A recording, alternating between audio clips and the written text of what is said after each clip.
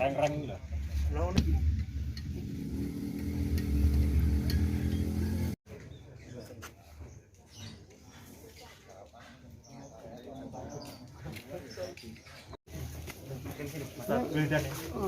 Yang di sini. Sementara ini untuk aktivitas apa? Belajar mengajar. Ini kita daring Pak ya. Ambil tugas, dikerjakan, besoknya dikumpulkan. Tugas dikumpulkan. Sementara daring ya. Daring. Karena ya mengingat kondisi di sini ya. Sementara kita batasi dulu. Benar. Ada berapa? 39 ya? 38. 38. Ya. Rata-rata dari mana? Rata-rata hanya sekitar sini karena kan warga Genteng ini kan penggusuran akhirnya banyak yang terpindah kemana. Kebanyakan maksudnya Ya, mayoritas aslinya orang sini saja. Cuman karena penggusuran jadi berpindah-pindah.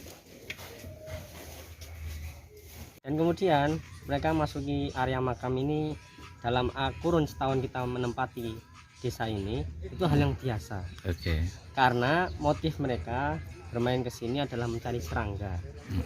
Yang mereka sebut seringnya bunglon dan juga jangkrik. Itu sering mereka koleksi dan bawa pulang ke rumah. Itu yang mereka cari di sini. Nah, namun kenapa kok jadi pengerusakan baru di penghujung tahun ini? Nah, kan kita nyewa juga Juni yang lalu. Maka Juni yang ini kenapa baru terjadi pengerusakan? Maka saya kira hal itu dikarenakan anak-anak yang saya tanya kesaksian mereka mengatakan bahwa mereka sering menginjak-injak makam yang secara tidak langsung merusaknya. Dalam kurun waktu setahun kan mereka sering main ke sini yang otomatis lambat laun rusaknya nggak langsung, namun lambat laun ya yang di akhirnya penghujung tahun ini baru tampak rusak. Dan saya tegaskan bahwa pengerusakan yang terjadi di hari H itu adalah di luar jam pelajaran sekolah. Dan anak-anak sudah pulang untuk menunggu penjemputan. Di antaranya ada yang jajan, di antaranya ada yang sholat, berwudu, ada yang ngaji, dan ada yang bermain di makam ini. Maka hal itu saya kira hal yang wajar. Dan saya berharap dengan tegas bagi para pers agar tidak memperpanjang perkara hal ini. Karena sungguh urusan sudah selesai. Ibarat rumah tangga di desa ini itu sudah aman, ayam tentrem. Maka jangan perkara-perkara eksternal orang-orang di luar rumah tangga sini ikut campur lebih dalam. Gitu ya. Sudah ada mediasi, Mas? Sudah jelas mediasi sejak hari Rabu yang lalu. Satu pekan lebih. Hasilnya dari pihak Kutap sendiri bagaimana, Mas? Dengan kesepakatan untuk perbaikan makam. Maka kami sudah lakukan perbaikan dan sudah disaksikan saudara sekalian. Gitu kan? Itu juga Pak Kapolres. Mas, pengen tahu Mas, Kutap ini sendiri memang sudah diizin dari Kemenak atau mungkin belum, Mas? Kalau izin dari Kemenak, kami memang sudah izin. Cuman SK-nya belum keluar. Namanya proses izin, apalagi masa-masa corona begini susah. Banyak penundaan. Yang itu diantaranya proses izin itu adalah survei lokasi. Nah, dari Kemenak sendiri menunda tersebut karena corona ini. Mereka tidak mendekat di area-area zona-zona merah. Itu yang kami sampaikan. Infonya terakhir kabarnya ada pindahan dari kabupaten lain ya, Mas? Pindahan dari Kutap ini sendiri, pindahan dari bukan. Kami aslinya sebelum menempati di sini, kami berada di Meruki. Itu kami sewa tanah dan bangunannya milik umat.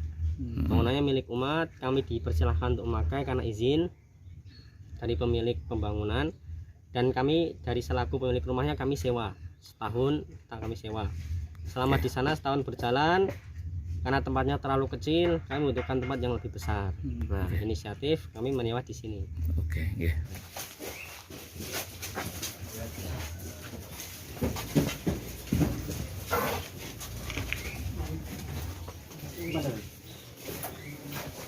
Kalau Kutap mana yang Kutapnya? Terkait dengan keberadaan Kutap, bahwa Kutap itu sampai hari ini belum diatur regulasinya, baik dari apapun itu belum ada aturannya terkait dengan pendirian Kutap. Dan pendirian Kutap di Kota Surakarta juga sudah ada, ternyata sudah berkembang juga. Dan 4 Kutap yang sudah berdiri ini semuanya menggunakan izin dari PKBM.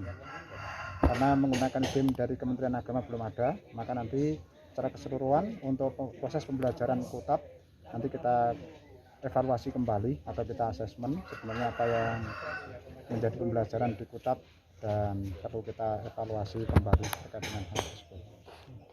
Yang untuk itu resmi istilahnya Pak ya. Ya, Tidak, dari Kutab itu belum menerima izin dari Kementerian Agama, belum ada.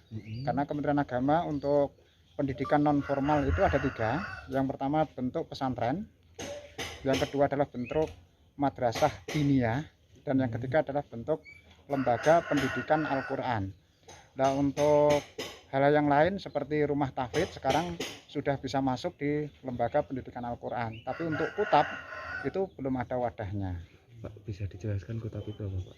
Ya. Kutab itu apa Pak? Kutab itu apa, Pak? Kutab itu sebenarnya dari bahasa Arab. Kutab itu dari kata-kata bayak tubuh, artinya tempat untuk menulis. Jadi untuk tempat untuk belajar, tempat untuk menimba ilmu. Jadi Kutab itu sebenarnya memang dari bahasa Arab, ya. Jadi dan memang belum lazim digunakan di masyarakat, sehingga memang banyak yang menggunakan kalimat Kutab ini. Tapi sebenarnya itu belum lazim digunakan masyarakat. Maka masyarakat juga banyak yang tanya-tanya dari kemarin, Kutab itu apa? Kalau izinnya sendiri dari mana? Izin Kutab tidak ada. Jadi saya tegaskan, Kutab itu belum ada wadahnya atau belum ada regulasi yang mengatur terkait dengan hal itu. Kementerian Agama sudah mengeluarkan atau berdasarkan dengan PP 55 tahun 2007, berarti lembaga pendidikan yang diizinkan. Ini sebenarnya bukan punya kita, tapi yang terserah lah. Ini kan semua punya orang mengirimkan.